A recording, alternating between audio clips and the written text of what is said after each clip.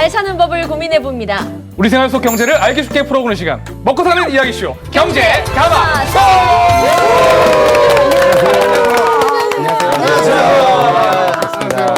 저기 위에서부터 천천히 내려오고 있습니다. 우리 곁에 가까이 오고 있습니다. 이게 뭘까요? 저기 위에서부터 천천히 오늘 막혀갖고 천천히 제가 내려왔거든요. 네. 서울에서부터 매주 가마솥을 시키러 제가 천천히 내려오잖아요. 네. 제 얘기하는 거 아닙니까? 제가 갑자기. 이제 전북에서는 이동국 다음이 아닐까 생각하는데. 김결씨, 여기는 홈스테가 꽉 막고 있습니다. 내가 바다든 산이든 촬영을 딱 하더니요. 그러면 그냥 어머니들이 그냥 누님들이 그냥 벗은발로 어메 이게 누구야 홈스테 왔구만. 그러면서 그냥 팍 나오자가지고 사인해달라 그러고 내가 그냥 칠순잔치 고더는데 오라 그러고 난리도 아니에요. 아니 서구 동생. 예. 아무리 요새 세상이 자기 PR 시장이다 하지만은 그렇게 그냥 방송에서 그냥 허위 광고라면 어떡해요? 아니 그 빠졌네. 내가 가면은 저기 원빈이고 현빈이고 가들은 몰라도 홍스타 홍성은 안단게요. 이럴 때 우리는 웃지요. 웃고 맞게요. 네. 위에서부터 내려오는 것이 있잖여. 먹었어. 위에서부터 천천히 내려오는 거 단풍. 또 아래서부터 쫙 올라가는 거 꽃피기. 맞습니다. 그렇죠? 네. 기상청 발표에 따르면 설악산, 금강산 이미 단풍 절정이고요. 또 우리 지역의 명소죠. 단풍의 절정을 볼 수 있는 내장산은 2주 후에 절정을 이룰 거라고 합니다. 여러분만의 어떤 가을 단풍 명소 아니면 가을 여행 명소 어디가 좋을까요? 저는 그 몇 해 전에 우리 직원들하고 같이 적상산이라고 있죠. 거기 갔었는데 이 적상산 뜻이 붉은 치마라는 뜻이잖아요. 단풍들쯤 되면 가장 이쁘다고 합니다. 또 이렇게 10월 하면은 뭐 축제의 달이라고도 합니다. 가까운 뭐 전주 비빔밥 축제, 뭐 익산의 국화 축제, 정읍의 뭐 구절초 축제, 굉장히 좀 다양하게 많거든요. 근데 뭐 멀리 굳이 안 가더라도 우리 지역이 지금 축제가 굉장히 많기 때문에 이 가을을 한번 즐겨보는 것도 좋을 것 같습니다. 저 같은 경우는 각 지역마다 향교가 있는데 향교에 가면 꼭 은행나무가 있어요. 그 은행나무가 단풍이 들면은 노란하니 멋있습니다. 전주 향교 단풍도 유명하니까 도심지에서 한번 가볼 만하고요. 교회로 나간다면은 사람들이 조금 그래도 덜 가는 지난해 구봉산 같은 데도 단풍이 참 아름답습니다. 안 돌아다니신 것 같아. 언제 그래 다니고. 자, 먹고 사는 이야기쇼 경제 가마솥 이제 본격적으로 시작해 볼까요?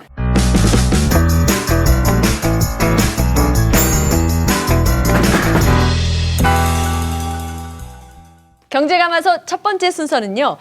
경제 이야기를 재밌고 알기 쉽게 풀어보는 똑똑한 경제 시간입니다. 제가 오늘은 특별히 이 가마솥 힌트를 위해서 슈퍼스타 한 분을 초청을 했습니다.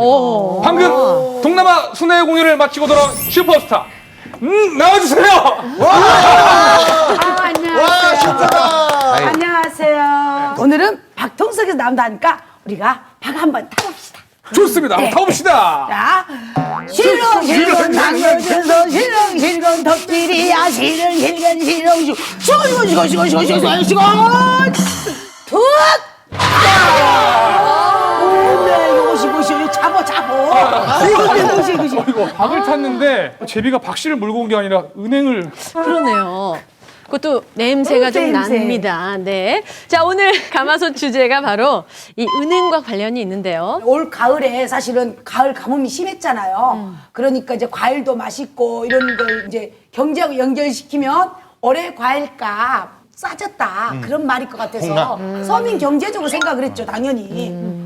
은행 예전에 한참 그 유행이었었잖아요. 은행은 뭐 은행잎이나 뭐 은행의 건강에 굉장히 좋다. 뭐 혈액순환 개선제다. 징코 그거. 예, 뭐 그런 것들 많이 나오고 그랬잖아요. 그래서 이게 건강식품하고 좀 관련된 내용 아닐까. 저는 처음에 봤을 때 가구를 좀 생각했었어요. 가구? 네. 은행나무 침대. 왜냐면 은행 입구 밑에 나무 있잖아요. 그래서 네. 은행 나무 침대. 뭐 진도 많이 네, 나갔는데요. 너무 많이 나갔죠. 네. 물론 아닙니다. 자, 오늘 경제 소식은요. 바로 이달부터 시행되는 계좌 이동제입니다. 이 바쁘게 살다 보면 자신의 어떤 통장에서 어떤 돈들이 매월 빠져나가는지도 헷갈릴 때가 많은데요. 이 출금 계좌들을 한눈에 조회하고 또 쉽게 변경할 수 있는 자동이체 통합 관리 시스템이 오늘부터 가동됩니다. 매달 빠져나가는 각종 결제 대금의 출금 계좌를 바꾸려면 지금까지는 카드사와 보험사, 통신사 등에 일일이 연락을 해야 했습니다. 오늘부터는 금융결제원의 통합관리 시스템에서 은행과 증권사 등 52개 금융회사 계좌의 자동 납부 내역을 확인하고 해지를 신청할 수 있습니다. 또 오는 10월부터는 이 시스템에서 출금 계좌를 다른 금융회사 계좌로 변경하는 것도 가능해집니다. 네, 계좌 이동제란 주거래 계좌를 다른 은행으로 옮길 때 기존에 등록되어 있는 자동 이체 내역까지 함께 옮길 수 있는 제도를 말하는데요. 네. 이번 달 30일부터 시행된다고 합니다. 그래서 우리 가마솥 식구들과 시청자분들에게 이해를 좀 도와드리고자 저희가 OX 수다 시간을 좀 갖겠습니다. 계좌 이동제와 관련해서 맞다고 생각하면 O, 나하고 맞지 않다라고 생각하면 X를 들어주시면 되겠습니다. 나는 공과금, 통신비 등 매달 10건 이상 자동 이체로 납부하고 있다. 10건 이상이면 O, 이하면 X를 들어주시면 되겠습니다. 네. 하나, 둘, 셋. 오, 좀 예상 바뀌네요. X. 10건까지는 아니고요. 확실하게 이 자동 이체 시켜야 될 거 뭐 관리비랄지 뭐 전기료 뭐 통신요금 정도는 하지 뭐 나머지 모임 같은데 뭐 자동 이체 걸어놓지는 않아요. 저도 마찬가지인데 지금 적어보니까 연금, 통신비, 관리비, 보험료, 카드 대금, 인터넷 비용 정도 한 6개 정도 지금. 맞아, 이 정도 하지 않나요? 네. 그 아이들 통신료면 뭐면 뭐 다 내잖아요. 네. 그래서 저는 한 30여 가지 되는 것 같은데요. 많이 내시네요. 이게 정말 그 자동이체가 안 좋은 게요. 내가 선택해서 은행 가서 만약에 돈 이렇게 딱 낸다고 하면은 아, 얼마가 빠져나가는구나, 아깝구나 이런 생각이 들 텐데 자동이체는 그냥 숫자상으로 들어왔다가 숫자상으로 얼마 빼가고 돈 없네, 좀 돈 뒤하겠구만, 또 나가버렸네, 이렇게 돼버리는 거죠. 우리나라 사람들이요 연간 26억 건의 자동 이체를 이용한다고요. 아니 그럴 거예요. 아니. 그렇습니다. 그 말씀하셨던 통신회사나 보험회사, 그다음에 카드사 등 이렇게 자동이체를 통해서 요금을 받는 곳이 전체 한 7만 개 업체 정도 지금 된다고 해요. 그래서 2014년 한 해 동안 이 자동이체로 거래됐던 금액이 약 800조 원. 엄청나죠. 국민 1인당 이 월 평균 이체 건수는 한 8건 정도 되는 거고요. 그다음에 한 건당 이체되는 금액이 평균적으로 한 31만 원 정도 된다고 합니다. 야, 국민 1인당 8건인데 우리 연희 누님은 30건이 넘으시니까 역시 몸무게도 평균 이상, 자동이체도 평균 이상이십니다. 그렇게 많이 자동 이체를 하고 계신데 자동 이체 내역 계좌나 은행을 바꾸려고 시도했던 적은 혹시 있어요? 한 번도 없어요. 귀찮잖아요. 그리고 그 업체에다가 제가 은행을 바꿨으니까 이쪽으로 오세요. 다 30여 가지 30군데 다 전화해가지고 일일이 물어볼 수 있잖아요. 맞아요. 그것도 보통 귀찮은 것이 아니고 저는 그 자동이체 계좌를 한 25년? 그 정도 쓴 것 같아요, 지금도. 통상 이렇게 용돈을 받고 쓰다가 이제 사회생활 처음 진출했을 때 이 급여라는 걸 받잖아요. 그때 그 만든 통장이 거의 그 자기 주 거래 은행이 될 확률이 굉장히 높습니다. 맞아요. 거기에 이제 자동이체를 하나씩 걸기 시작하죠. 또 소비가 늘어나니까.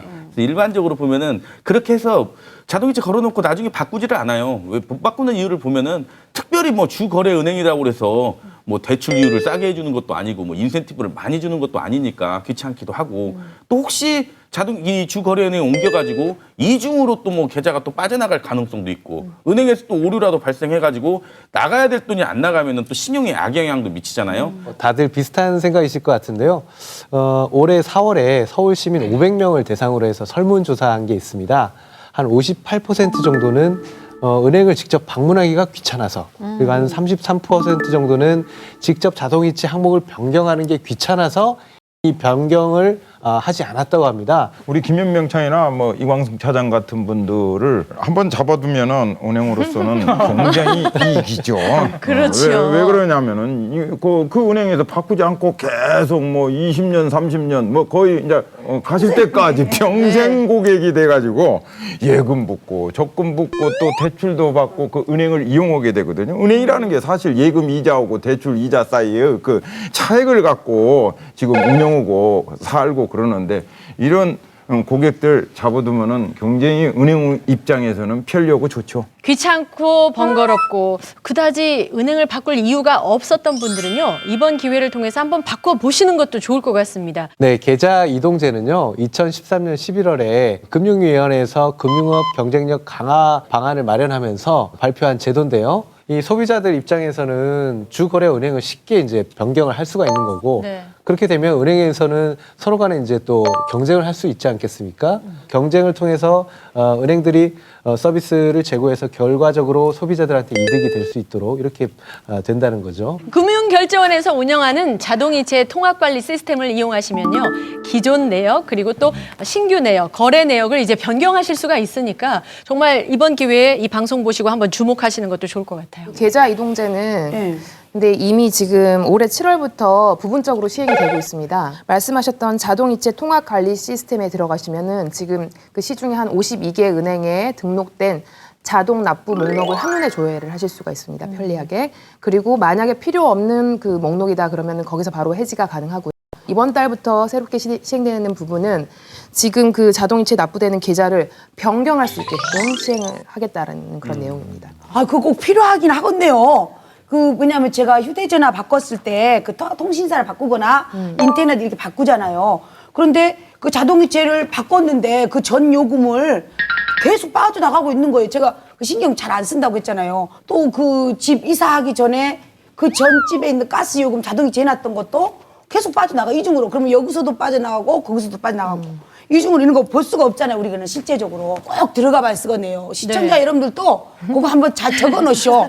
자동이체 통합 관리 시스템. 그러니까 2013년에 논의하기 시작해서 이제 제도에 첫 발을 내딛기 시작한 우리나라와는 달리 이미 오래전부터 해외에서는 계좌 이동제가 시행됐거든요. 호주 같은 경우는 우리보다 한 훨씬 빠르죠. 2008년도에 일단 계좌 그 이동제 자체를 도입을 그때 했어요. 물론 단계적으로 했는데요. 2011년까지는 자기가 거래하는 은행에 가서 입출금 정보 리스트 내역서를 쭉 뽑아가지고 새로 이동하려고 하는 은행에 가서 그걸 제출을 해요. 그러면 거기에서 자동이체되는 것들을 그 은행에서 찾아가지고 그거를 처리하는 방식으로 했어요.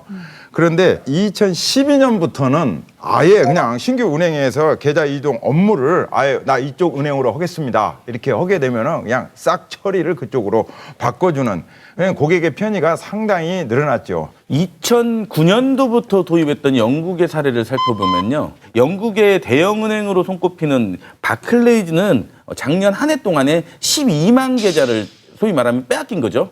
그리고 이제 중소형 은행이라고 하는 뭐 산단테르 같은 경우에 17만 계좌를 순이입시키는 그런 효과를 거뒀죠.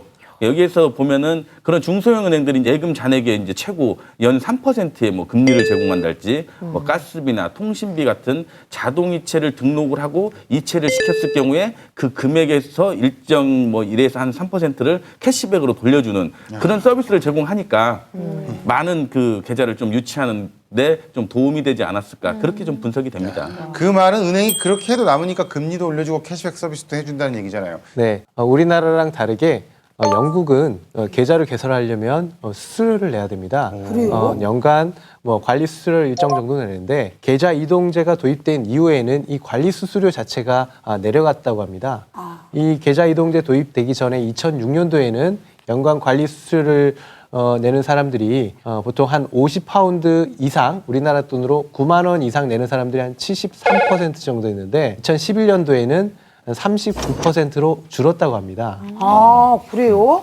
아니, 그 계좌 이동제를 실제 이렇게 시행한다고 해갖고, 뭐, 저같이 뭐 이런 사람들이 옮길까, 그렇게 생각을 했거든요. 얘기 들어보니까 질적으로 은행들이 경쟁을 하고 소비자들한테는 어떻게든 서비스 차원이라든지 뭐든지 좋아지려고 노력한다는 거에서 굉장히 긍정적인 것 같으네요. 그렇죠. 그럼 나도 이번에 고려를 해봐. 그렇죠. 더 중요하게 체크해 보셔야 될 게 있는 것 같아요. 그 영국의 경우는 이제 수수료를 줘야 되긴 하지만 실제로 이 계좌 이동으로 인해서 금융거래상에 오류나 문제가 생기면은 신규 은행에서 그 이자나 수수료를 지급해 주는 등 책임을 거기서 집니다, 은행에서. 근데 아직 우리나라는 만약에 계좌 이동 후에 어떤 사고나 오류나 문제가 발생했을 경우 그에 대해서 누가 책임을 질 것인지, 그다음에 그 문제 해결 방안에 대한 뚜렷한 지금 정책이 없는 상황입니다.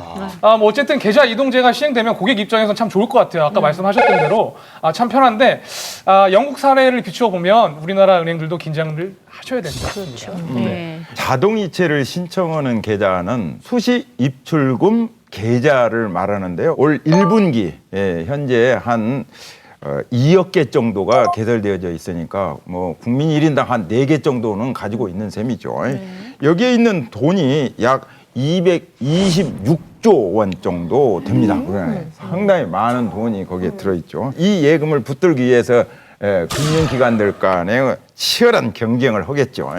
네, 그 금융 상품을 적극적으로 개발을 해가지고 다른 은행보다 좀 앞서서 출시하는 그런 형태의 은행들을 소위 이제 리딩 뱅크라고 하는데요. 국내 그 빅3에 손꼽히는 리딩 뱅크들이 이런 계좌 이동제에 대비해가지고 앞다투어 그 금융 상품들을 내놓고 있습니다. 자동이체 내역이나 신용카드 혹은 체크카드와 관련한 이 실적이 한 건이라도 있으면 수수료를 면제해준다거나 혹은 그 자사를 주거래 은행으로 선택을 해주면은 거기에 뭐 적금이나 정기예금 등을 들 경우 우대금리를 적용해준다는 등의 내용의 이런 금융 상품들을 많이들 출시를 하고 있는 그런 상황입니다. 뿐만 아니라 뭐 코레일 제휴 뭐 서비스를 뭐 제공한다든지 아니면 금융 사기 보상 보험을 1년 동안 무료로 제공한다든지 뭐 다양한 이벤트들을 지금 실시를 하고 있거든요. 앞으로 은행들이 살기 위해서는 이 고객 중심의 금융 상품을 개발을 하고 서비스를 많이 개발했으면 하는 그런 바람입니다.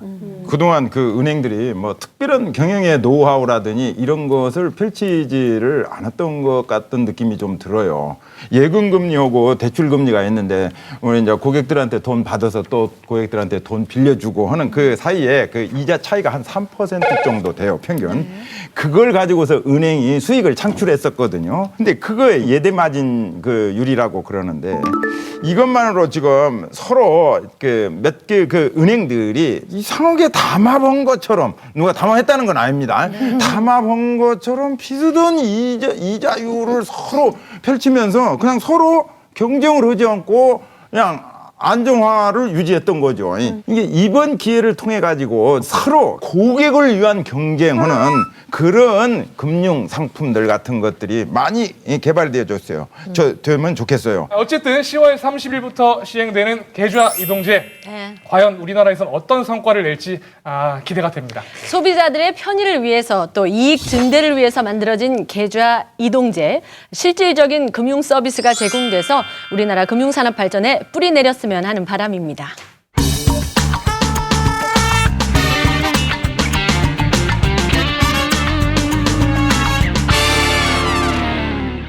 김기열이 전하는 살아있는 전북 경제 소식, 생생 전북 경제입니다. 전북 지역 가계 부채 증가세가 타 지역에 비해 급속도로 증가하고 있습니다. 2007년부터 2014년까지 연평균 전북 지역 가계 부채 증가율은 9.4%로 경북에 이어 두 번째로 높았습니다. 이는 전국 평균인 6.1%보다 훨씬 높은 수치입니다. 이에 대해 한국은행 전북본부는 가계대출이 실제 빠른 증가세를 보이고 있지만 소득 등과 비교하면 심각하지 않은 수준으로 보고 있으며 혹시 모를 가계대출 위험과 관련해서는 대출 비중이 높은 부동산 등에 대해 매분기 가격을 체크하고 정보를 제공하고 있다고 말했습니다. 전주시, 완주군, 김제시가 기업 유치를 위해 손을 잡았습니다. 전북시군이 협력해서 그동안 개별적으로 이루어지던 기업 유치를 통합적으로 관리해서 시너지를 낸다는 것입니다. 이들 시군은 협약을 통해 공동투자 유치단을 운영하고 유치기업에 대한 정보를 공유하기로 했는데요.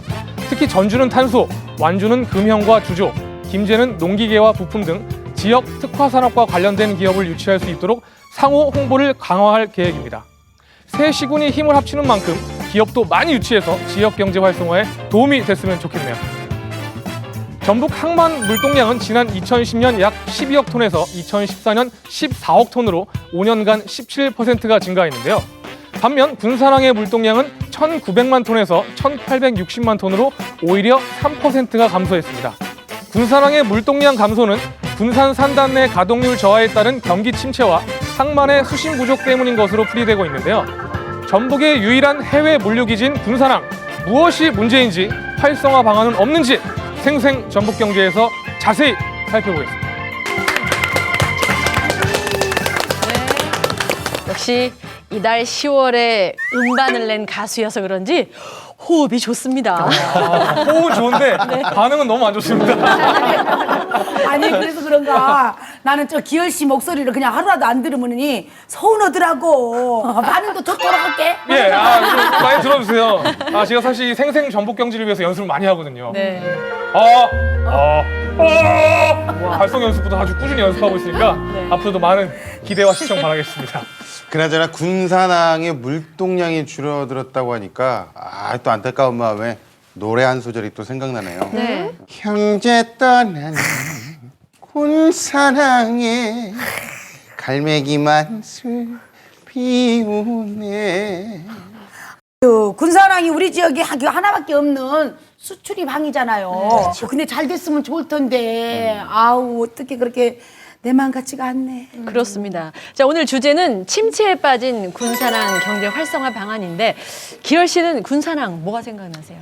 저는 이 지역 사람은 아니지만 네. 군사랑 하면 예전부터 막연하게 잠수함 생각이 났어요. 잠수함? 군 들어가니까 군산항이 세잖아요. 군산의 옛 이름이 그 진포입니다.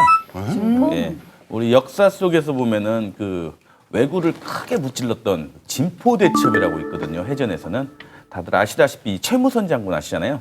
최무선 장군이 이제 화약을 개발을 했는데 그 화약을 이용해 가지고 처음으로 대승을 거뒀던 그 해전이 진포해전입니다. 맞네요. 군. 맞네. 맞았네. 그럼 제가 맞았네요. 아까쯤에는 어찌 썰렁하다 했더니 맞아요. 진포. 맞네요. 그러네. 네, 문학 작품 속에서도 이 군사랑이 나온 작품들이 좀 있는데 소설 아리랑이라는 작품 속에 이 그 배경 자체가 만경평야하고 군사랑이었던 걸로 이렇게 기억이 납니다. 일제 강점기 때 가장 그 수탈이 심했던 역사였죠. 그렇죠. 현재 그 군산항은 국제 공항이 전라북도에 없기 때문에 해외로 나갈 수 있는 유일한 관문 역할을 하고 있습니다. 지리적으로 보면 이 군산항은 중국까지 갈 수 있는 가장 짧은 거리가 바로 군산항에서의 그 거리입니다. 그리고 중국은 전라북도 교역량의 그 비중이 약 14.7%로 제일 많습니다. 그럼에도 불구하고 이 군산항의 그 물동량이 2011년에 그 1,980만 톤으로 정점을 찍고 이후에는 계속해서 지금 감소하고 있습니다. 최근 들어서 더욱더 그 중국과의 교류가 활발해지면서 실은 주변의 항만들은 그 물동량이 계속해서 늘어나고 있거든요. 평택항 같은 경우는 2010년과 비교해서 그 물동량이 52%나 증가를 했습니다.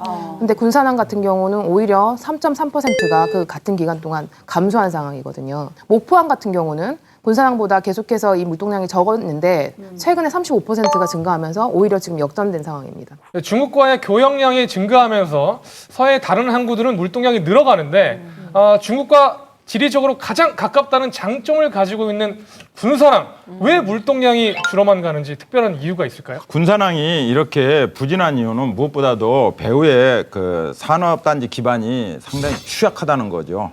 일반적으로 대형 그 항만들은 그 배후에 대규모 공단을 두고 있어요. 인근에 있는 광양항 같은 경우에는 광양제철소를 가지고 있어요. 그렇죠. 그다음에 울산항 같은 경우는 현대중공업하고 현대자동차에서 나오는 물동량이 엄청나죠. 이 군산항 같은 경우는 그 주로 그 수출을 할 수 있는 물동량이 지금 한국 GM 군산 공장인데 요즘 가동률 오고 그 수출 물량이 줄어가지고 자동적으로 그에 따라서 군산항의 물동량이 줄어들 수밖에 없는 거죠. 여기에 이 군산항은 고질적인 문제가 하나 있습니다. 바로 이 수심 문제인데요. 그러니까 바로 배가 들어오려면 진입 항로가 있을 거고 부두에 이 정박할 때 그 부두의 수심이 좀 중요한데 대형 선박이 들어오기에는 군산항이 그렇게 이 수심이 깊지를 못합니다. 사실 지금 군산항에 들어올 수 있는 가장 큰 선박 같은 경우에 여러분들도 좀 쉽게 설명하자면은 지나가는 화물선 보면은 컨테이너가 작은 것이 있고 이게 큰 게 있는데 요즘은 상당히 큽니다. 그 정도 크기를 ETU라고 그러거든요. 근데 군산항에 들어올 수 있는 게 그게 한 1,000개 정도. 그러니까 2,000 TU 정도 입항을 할 수가 있거든요. 그 수심에서는. 배 크기로 하면 한 3만 톤급 정도 됩니다. 그래요. 근데 사실 화물선에서 3만 톤급은 그렇게 크지를 못해요.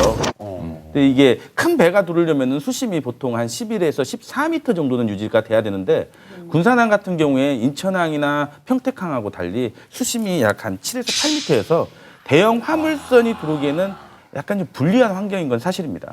그러다 보니까 이제 결정적인 문제가 있어요. 이 군산항의 경우에는 이제 만조시각 바닷물이 들어올 때, 그럴 때 이제 조금 수심이 좀 깊어지니까 그때 시간을 맞추어서 좀 저 물동량을 처리를 해야 되는 그런 점이 있고요. 먼 곳에다가 그냥 큰 배를 놓고 거기에서부터 다시 군산항까지 쭉 조그만한 배로 바지선이라고 하는데 거기다 또 실어갖고 이게 날려야 되니까 물류비가 그만큼 또 더 들어가는 거예요. 한 번에 싹 오지를 못하니까. 그러네요. 제가 촬영을 갔을 때 이제 동해안 쪽으로 촬영을 가면요. 뭐 어떤 배가 와도 뭐 초호와 유람선이 와도 그냥 나 좀 들어가. 뭐 그냥 들어와 이렇게 말할 수 있는데 야야 물 빠졌어 들어오지 마 큰일 나.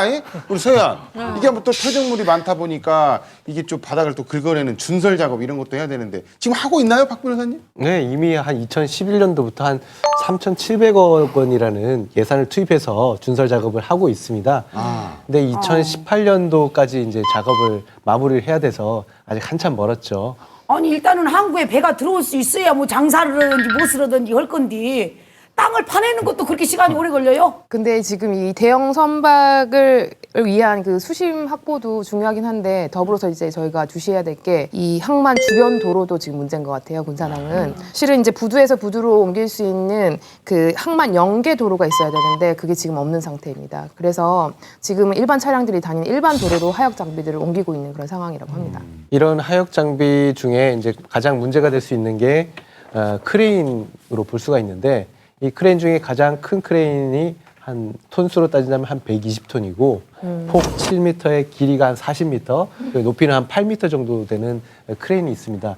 근데 이 크레인이 일반 그 도로를 다닐 경우에 뭐 도로교통법이라든지 일반 법규에 상당히 위반될 소지가 있거든요. 군산항 정말 여러 가지 문제가 있네요. 일단 낮은 수심도 문제고 네. 또 맞습니다. 배후 산업단지 여건이 취약하다는 것도 문제가 되고 악순환이 반복되는데요. 이렇게 그 군산항의 제반 여건이 부실하다 보니까 지금 항로하고 운항 횟수도 적을 수밖에 없는 그런 상황이에요. 아까 그 유대근 교수님 말씀하셨다시피 지리적 여건을 보면은 지금 석도까지 가장 가까운 거리잖아요, 군산항이. 그럼에도 불구하고 중국으로 가는 직항로가 딱 한 개뿐이고요. 그것도 일주일에 딱 3번 운항을 한다고 해요. 그러니까 기업의 요구를 충족시키기가 지금 어려운 그런 상황이라고 볼 수가 있고 기업들 입장에서는 지금 비용이 문제가 아니라 실은 중국하고 이제 수출 수입을 하면서 제 시간을 맞추는 게 실은 더 우선순위가 될 수 있단 말이에요. 그래서 비용을 더 들이더라도 우리 지역이 아닌 뭐 평택항이나 혹은 인천항으로 우리 도내 기업들도 많이 그쪽으로 의뢰를 하고 있다고 합니다. 때문에 군산시에서는 뭐 선사를 운영하거나 뭐 화물을 유치하거나 뭐 또 신규 항로를 뭐 개설하고 또 군산항 하기 위해서 이 전국 최초로 군산항 컨테이너 화물 유치 지원 조례를 제정했다고 합니다.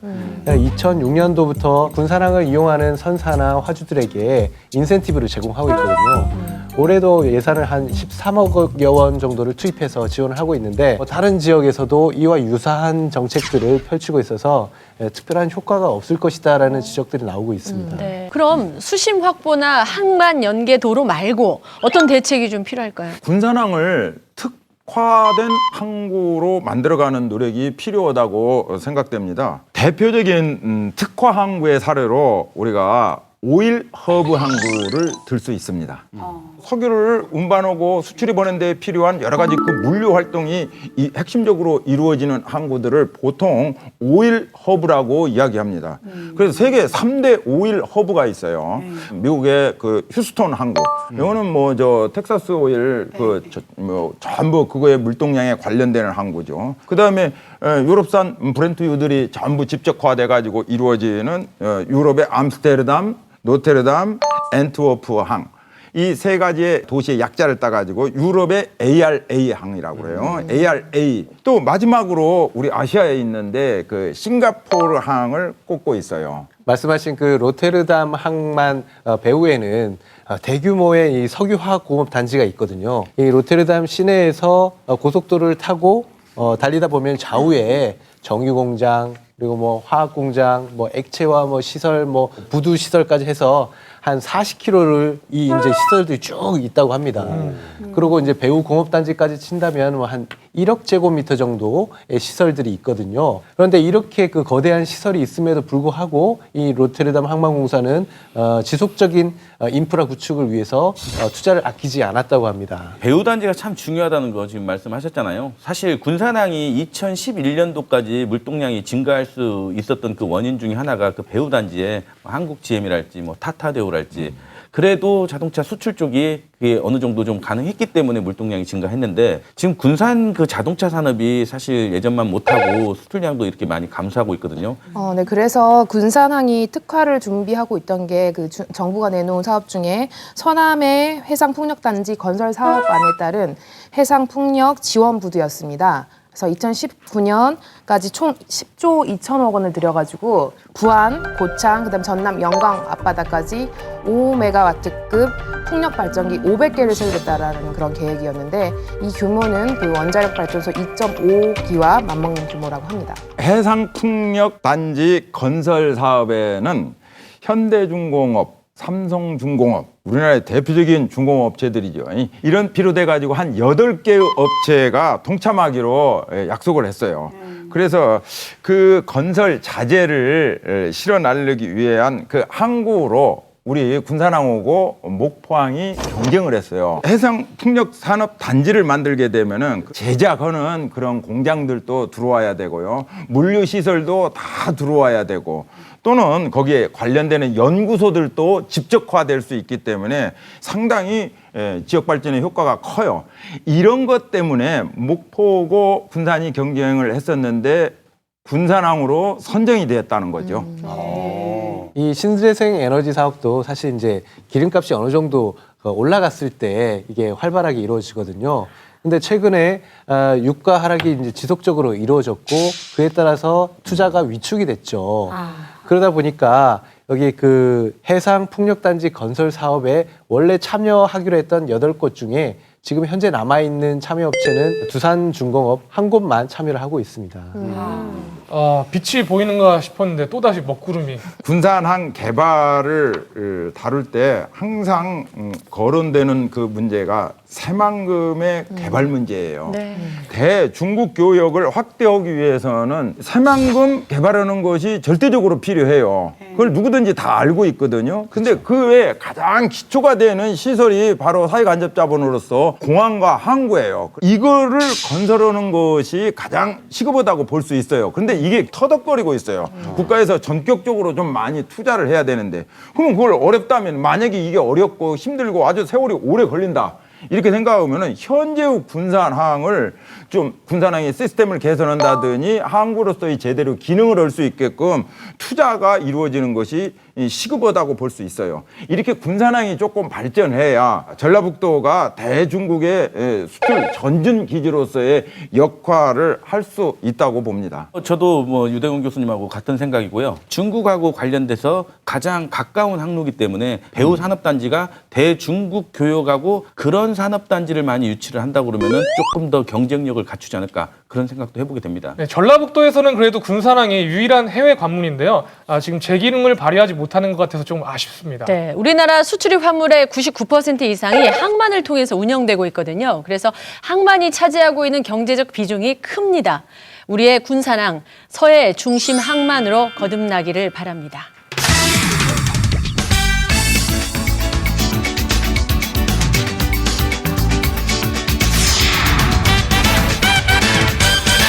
먹고 사는 이야기쇼 경제 가마솥. 자, 이번에는 우리 경제 최신 흐름을 살펴보는 트렌드 경제 시간입니다. 네, 오늘 이 시간에는 세계 여행을 한번 떠나볼까 합니다. 오, 아니 세계 여행이요? 네. 아니 나는 그런 말 못 들었는데 우리 다 가는 거예요? 아유, 잠깐만 전화해야 되겠네. 왜요? 여보, 우리 그 경제 가마솥 거기서 해외여행 간대. 그거 뭐 속옷이랑 또 챙겨놓고, 드라이기 꼭 넣어놓고 충전기. 아이 먹을 김치는 싸지 마. 끝나고 해, 끝나고 해. 너무 좋아서. 홍스타, 네, 여권 필요 없고요. 짐도 필요 없어요. 쉽고 빠르게 세계 여행을 갈 수 있도록 안내하겠습니다. 우리 선글라스 안 꼈다 이 양반. 못 봤나 봐. 오, 아니 세계 여행이 세계 지도인 거예요? 네.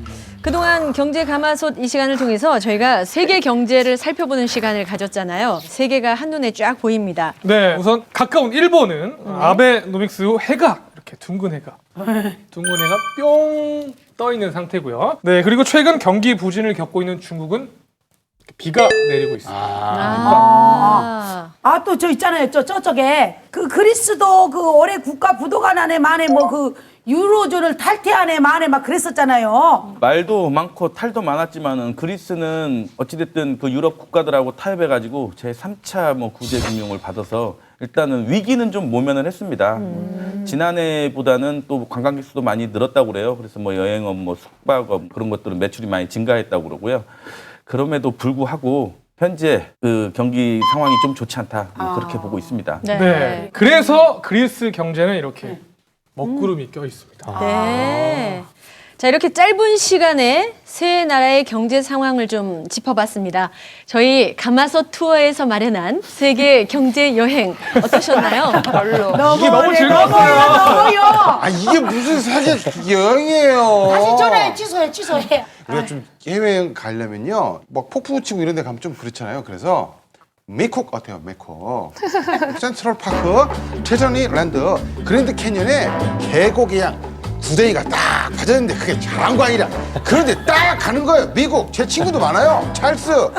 네, 근데 말씀 잘하셨습니다. 오늘 트렌드 경제 중요 포인트가 바로 미국입니다. 그렇습니다. 네. 맞췄어요, 맞춘 거예요? 맞췄어요. 네, 맞췄어요. 그거를요? 아, 오늘의 트렌드 경제 시간은요, 세계 넘버원, 세계 제1의 경제 대국 미국의 금리 정책과 우리나라 경제에 대해서 짚어볼까 합니다. 네, 미국은 2008년 12월 이후 제로 금리를 유지하고 있는 상황인데요. 미국의 중앙은행 연방준비제도 이사회 제닛 옐런 의장이 금리를 인상할 수도 있다 이렇게 밝혀서 전 세계가 미국 기존 금리 인상에 대해서 주목하고 있는 상황입니다. 네, 우리나라 침체된 경기를 회복하기 위해서 기준금리를 지금까지 계속 내려왔죠. 근데 이번에 미국이 기준금리를 올리려고 한다는 것은 그만큼 이 경기가 어느 정도 회복됐다는 것을 뜻하기도 합니다. 미국은 뭐 실업률이라든가 경제 성장률 뭐 여러 가지 지표를 이용해서 기준금리를 정하는데요. 최근에 미국의 경제 지표만 살펴본다고 하더라도 어느 정도 기준금리를 올려도 된다. 이런 수준입니다.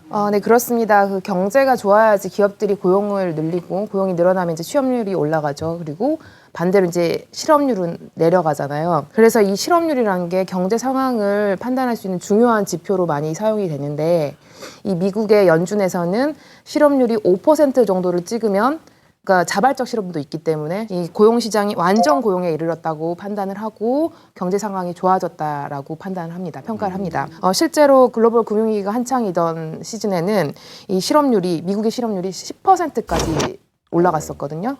근데 지난해부터 그 수치가 꾸준히 낮아져서 올해 8월에는 드디어 5.1%를 기록을 했습니다.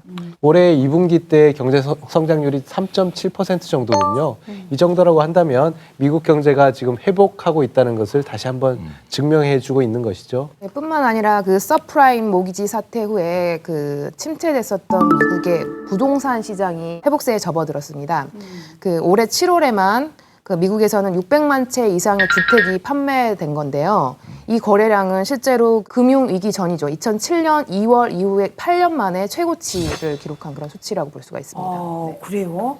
그 왜 금융위기 그 후에 미국의 그 사람들이 일자리도 없고 그야말로 집도 잃고 막 이렇게 경제적으로 큰 타격을 입었잖아요. 근데 이제 다시 일자리도 생겼고 그런데도 집도 장만하고. 그 시중에 일단 금리가 이렇게 낮아지게 되면요. 그러니까 이자율 자체가 낮아지게 되면은 은행에 있는 이 시중의 자금들이요. 이동을 합니다. 수익을 더 낼 수 있는 부동산이나 주식 쪽으로 이렇게 이동을 하게 돼 있어요. 키열 씨가 그 주식에 눈을 딱 뜬 것처럼 말입니다. 그렇죠. 그래서 그렇지만은 그 돈이 만약에 주식 시장이나 부동산 시장 쪽으로 이렇게 너무 많이 이렇게 몰려갖고 이게 자산 시장인데 자산 시장이 막 과열이 되기 시작합니다. 이 과열이 되면 또 그것도 좋지가 않아요. 그러면은 이제 정부에서는 그걸 또 완화시키기 위해서 중앙은행에서 기준금리를 또 이렇게 높입니다. 그러면 이자율이 또 이렇게 높아지니까 다시 부동산이나 주식시장에 있던 자금들이 은행으로 싹 또 조금씩 들어갑니다. 2008년 그 금융위기 이후로 미국이 이제 점차적으로 경제가 다시 회복되면서 9월 정도는 반드시 이제 뭐 금리를 인상할 것이다 뭐 이렇게 예측을 했었는데 네. 결론적으로 9월 17일에 연방공개시장위원회에서 이 금리를 동결하기로 이렇게 결정을 했었거든요. 네. 네. 미국 경제 상황으로 봐서는 금리를 올려도 될 것 같은데 지난번에 결정된 거는 그냥 유지하는 걸로. 예. 이 지금 지난 9월 17일이죠. 그 미국 연준에서 미국 금리를 동결하기로 결정한 후에 발표한 성명서입니다. Federal Reserve Press Release라고 성명서를 제가 가져와 봤는데 첫 문단을 보면은 Household spending and business fixed investment have been increasing 그래가지고 가계 소비도 늘어났고 그다음에 기업의 투자도 점진적으로 늘어나고 있다.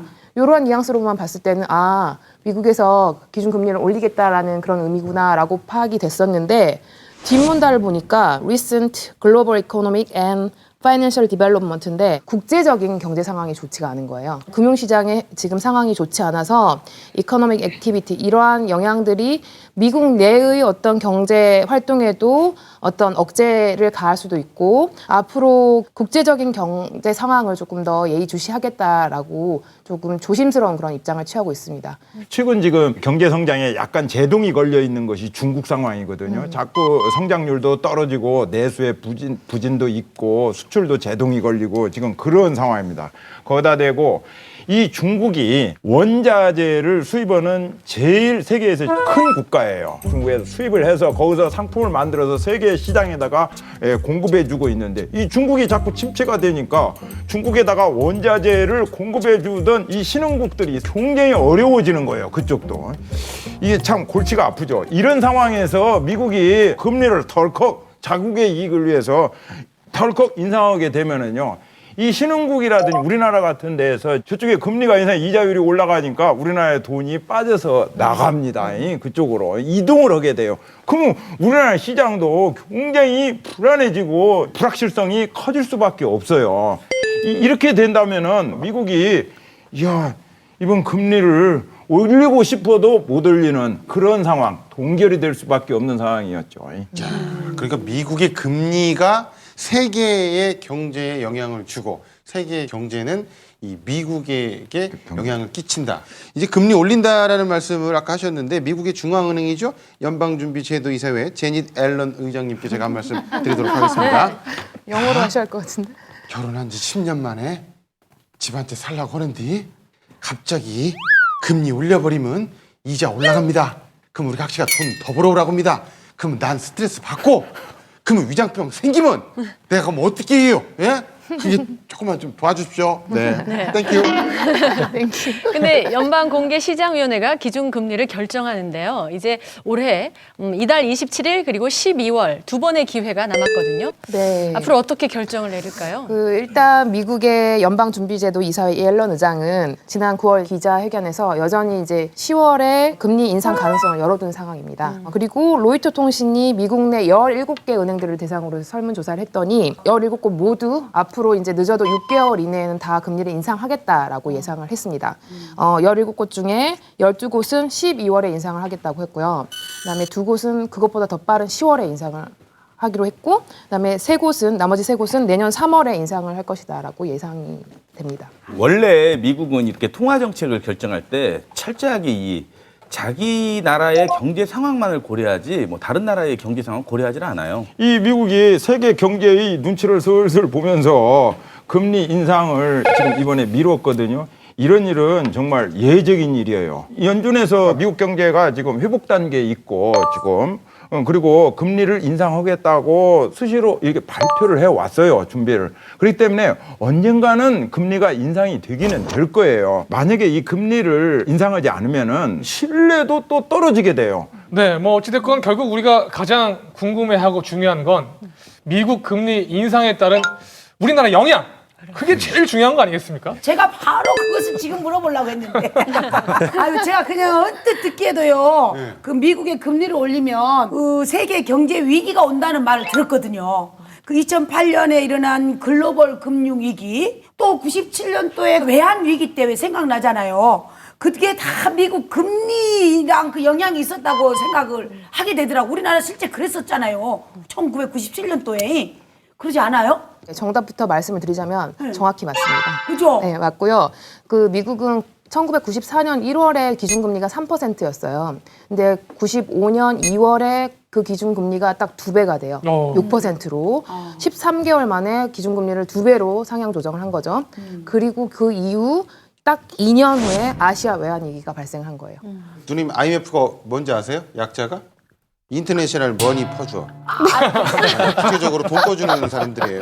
미국이 이제 금리를 올리면 해외 투자자 입장에서는 금리가 높은 미국으로 자금이 이렇게 쏠리게 되고 한국과 미국을 이제 비교해서 본다면 한국에 있던 돈들이 미국으로 많이 쏠리겠죠. 그러면 또 수요와 공급 법칙에 따라서 많이 몰리는 쪽은 또 가치가 올라가지 않겠습니까? 그러니까 달러 가치가 강해지고 원화 가치가 떨어지니까 처음에 한국 돈 갖고 있던 사람들이 떨어지기 전에 빨리 더 빼야 되겠구나 이렇게 생각해서 더 유출이 빨라질 수 있는 거죠. 예를 들자면은 저 미국인 뭐 스티븐 씨가 1달러에 1,000원 할 때 그 1,000달러를 이제 우리나라의 돈으로 치면은 100만 원 정도 되겠죠. 이걸 가지고 우리나라 주식을 삽니다. 근데 갑자기 달러 강세가 돼가지고 1달러의 환율이 1,500원으로 오르게 됐을 때 그렇게 되면은 주가의 변동이 없다는 가정하에 스티븐 씨는 이걸 다시 또 이게 팔아가지고 환전하게 되면은 한 666달러 정도 되거든요. 1,000달러가. 그렇게 되면 가만히 앉아서 거의 뭐 600달러대로 돈이 떨어지니까 스티븐 씨 입장에서는 주식을 팔아가지고 얼른 좀 빼가고 싶겠죠. 그래서 이 갑작스럽게 자금을 회수하게 되고 갑작스럽게 돈이 쫙 빠져나가게 되니까 외환위기가 오는 거죠. 그리고 더불어서 그 방송에서 여러 번 언급이 됐지만 2008년의 글로벌 금융위기 역시 미국의 금리 인상과 직접적인 관련성이 있습니다. 그 2004년 5월에 마찬가지 1%였던 이 기준금리가 미국의 금리가 2006년 7월에는 무려 5.25%까지 올라갔습니다. 그래서 이 경우는 2년 만에 4.25%포인트의 금리 인상이 있었던 거예요. 이때도 역시 정확히 2년 후에 전 세계의 금융위기가 발생을 합니다. 금리를 올리기 시작한 지 2년 뒤에 우리나라가 또 그때 그렇게 이제 세계 경제 위기가 오고 우리나라도 경제가 왔듯이 10월이건 뭐 12월이건 미국이 금리를 올리면 우리나라도 그때 되면 또다시 휘청거릴 수도 있다. 이렇게 받아들일 수도 있겠네요. 미국이 금리를 인상하게 되면은 그 여파가 좀 시차를 두고 우리나라에 영향을 미칠 거라고 생각이 돼요. 그건 분명하거든요. 그렇지만은 그때 상황하고 지금 우리나라의 그 상황은 조금 틀려요. 우리나라의 경우에는 지금 현재로는 외환 보유고 달러 보유액이 지금 우리나라에서 가지고 있는 게 한 3,600억 달러를 보유하고 있어요. 그렇기 때문에 그렇게 큰 걱정은 하지는 않아도 돼요. 또 중요한 우리나라가 부채를 또 짊어지고 있는 건데요. 그중에서 단기 부채라고 해서 당장 1년 안에 갚아야 될 돈들이 있어요. 그 돈들이 많으면은 빨리 돈을 갚아야 되니까 굉장히 위험성이 커요. 근데 그 단기 부채의 그 비율이 한 26%밖에 안 돼요. 그래서 상당히 낮은 수준에 지금 유지하고 있기 때문에 미국이 금리를 올린다고 해가지고 예전처럼 우리나라가 뭐 금모기를 한다더니 그런 외환위기를 겪을 그럴 일은 없을 것 같습니다. 우리가 얼마나 미국한테 우방입니까? 에? 우리가 전투기도 미국 거 사주잖아요. 다른 데 거 안 사고. 그럼 우리라도 좀 빼줘야 하는 거 아니겠습니까? 이광승 차장님. 그러니까 우리가 이제 미국이 금리를 인상을 하잖아요. 어떤 거 사요? 그러니까 이제 이런 궁금증 같은 경우에는 솔직히 말씀하세요. 뭐 몇십 년 동안 고민해도 풀지도 못했고 앞으로도 뭐 풀지 못할 가능성이 더 높겠죠. 다만 이게 그동안의 추이를 보면은 금리하고 환율하고는 상관관계가 굉장히 높아요. 그래서 이 금리를 인상하게 되면은 달러 강세가 예상되기 때문에 사실 뭐 이 1달러에 뭐 이 100만 원에 팔던 것을 1달러짜리가 150만 원짜리도 물건을 팔 수가 있으니까 수출주 쪽은 조금 유리한 국면에 좀 접어들 가능성이 높고요. 수출. 반대로 좀 수입해서 하는 뭐 제철이나 뭐 이렇게 식료품 업종 그런 업종들은 약간 좀 불리한 그런 주식이 되겠죠. 또 이런 얘기 들으니까 기열 씨 머릿속에 지금 주식 시장이 열렸어요. 밥에 물 말아 먹는 거 좋아하더니 또 말아 먹으려고요. 목이 메네. 끝나고 좀 상담해야 돼. 주식 시장이나 뭐 수출 시장 이런 거를 고려하는 것도 중요한데 미국의 금리 인상과 관련해서 이제 우리 국민들이 직접적으로 조금 짚어봐야 할 가장 큰 문제는 따로 있다라는 생각이 듭니다. 저희 방송에서도 어쩌다 보니까 매주 이야기하는 그런 주제인 것 같은데 나날이 증가하는 이제 가계부채. 미국이 이제 금리를 올리게 되면은 우리나라도 역시나 기준 금리를 높일 가능성이 아주 높습니다. 근데 지금 현재 가계대출의 65%가 변동금리에 따라서 지금 이자를 상환하고 있습니다, 국민들이. 그러면은 기준금리가 올라가면은 당연히 상환해야 될 이자율이 높아지기 때문에 가계부채 부담이 그만큼 커지게 되는 거죠. 최근 국정감사 자료에 따르면 미국이 이제 기준금리를 올리면 우리나라 기준금리가 0.25%포인트가 오르게 되고 이에 따라서 이제 가계부채로 부담할 이자액만 1조 7천억 원이 오를 전망이라고 합니다. 소득이 지금 우리나라 같은 경우에는 지금 특별히 지금 증가하고 있지는 않아요. 이런 변함없는 상황이다. 가계부채가 만약에 늘어나게 되면은 가계부채가 지금 있는 가게들에서는요 매월 상환에 대한 그런 원금과 지금 이자의 부담이 커질 수밖에 없어요. 그렇게 되면 자동적으로 자기가 쓸 돈, 소비가 줄어들 수밖에 없어요. 그렇게 되면 전반적으로 우리나라의 경기에 침체가 오게 될 거예요. 그래서 미국이 금리를 그냥 인상한다고 하면 우리나라 그 언론이나 뉴스나 뭐 이런 데서 그냥 맨날 계속 얘기해 주는 거잖아요. 하여간 우리 경제는 뭐니 해도 이 가계부채, 기승전, 결혼, 결국 집값 이렇게 가계부채로 연결돼서 참 어렵네요. 어려워요. 네, 미국의 금리 인상과 우리나라 경제에 대해서 쭉 이야기를 나눠봤는데요. 결국은 미국의 금리 인상은 예정된 일이니까 거기에 우리나라가 얼마나 잘 대비를 하느냐 그게 관건이겠네요. 네, 빠르면 2주 후, 늦어도 12월이나 내년 초에 미국 금리 인상은 이루어질 것 같습니다. 이에 대비해서 우리 경제 기초 체력을 다지고요. 또 우리 앞에 놓인 경제 문제 다시 한번 점검하는 시간이 필요할 것 같습니다.